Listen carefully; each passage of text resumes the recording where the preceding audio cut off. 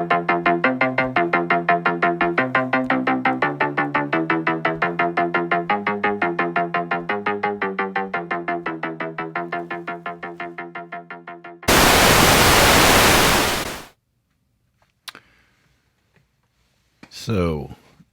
last time we talked about how you would analyze a tool, in this case, the concept mapping tool Miro, in terms of space. Today we're going to talk about time. Now, there's a lot of blending back and forth, but most things we do, as far as tools are concerned, alter our sense of time. And what that means is that when you are using time seems like a fixed thing, but it's really not. How you use that time, what time is spent on task versus time spent on other things, et cetera, et cetera. Those things all come into play here. So, when you're talking about the in-person synchronous, that seems like a very fixed time, the amount of time you have to spend with your students.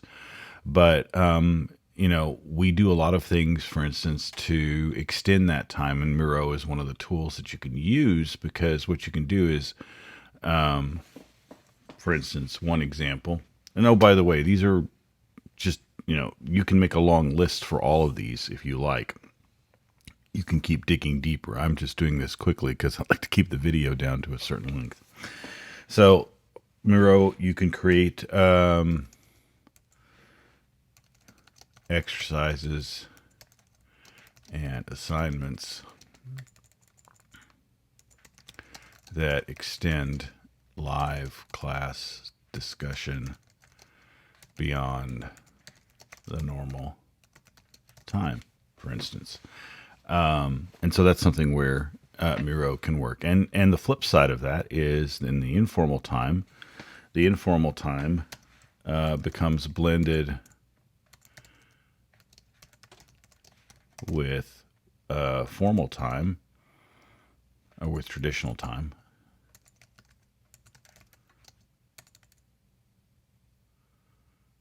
And I can't spell traditional.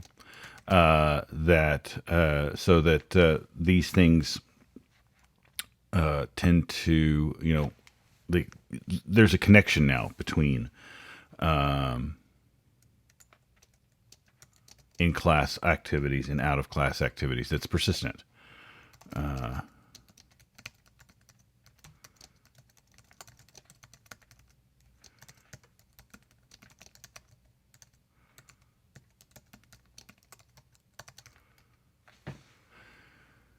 In terms of the remote, conversational time,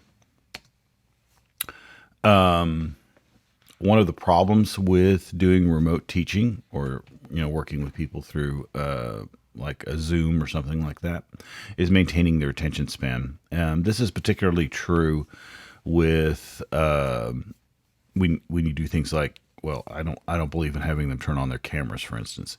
Well, how do you make sure they're still engaged? Well, one way to do it is to create activities that force them to participate in the activity, and you can see who's doing what. So, you can see that Bobby and Sally are both in the class and actively doing stuff, because you can watch that happening on the screen.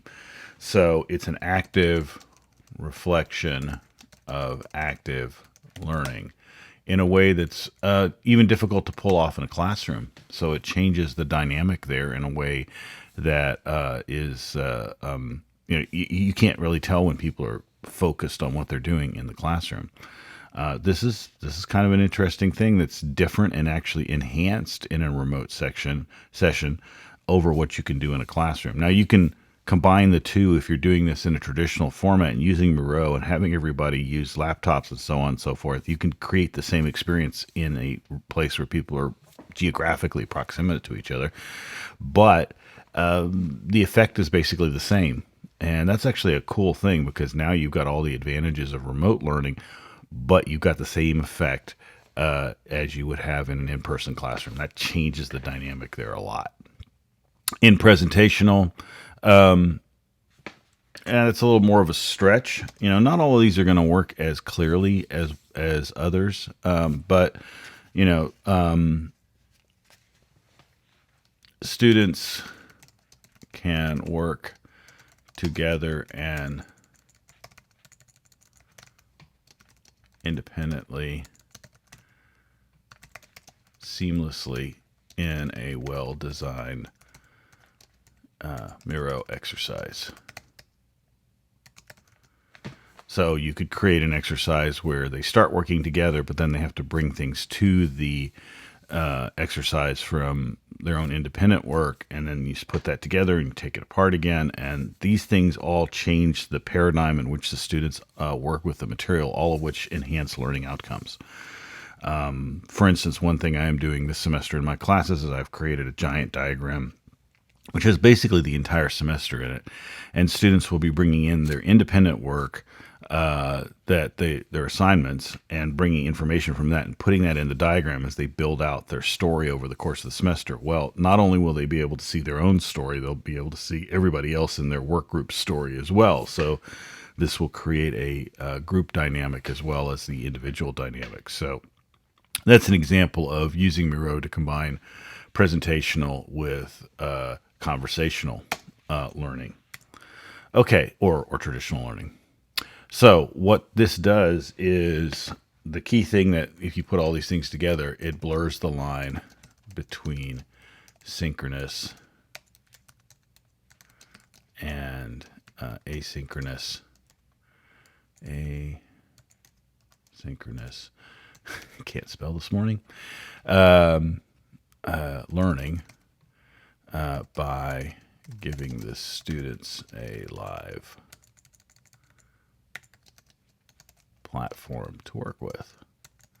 So that's just one way in which you can sort of see how Miro can change the operational time in your classes. And again, we've gone through this exercise of pulling that apart and, thinking about the different pieces. This is not a definitive list by any stretch, even for Miro. It's possible to come up with 4 or 5 things that in each one of these categories, if you brainstorm enough. I'm sort of, again, doing this quickly so that just sort of an illustration of how you would go through this process mentally. And that is it for time. Next time we'll look at structure, which is an interesting and complex relationship.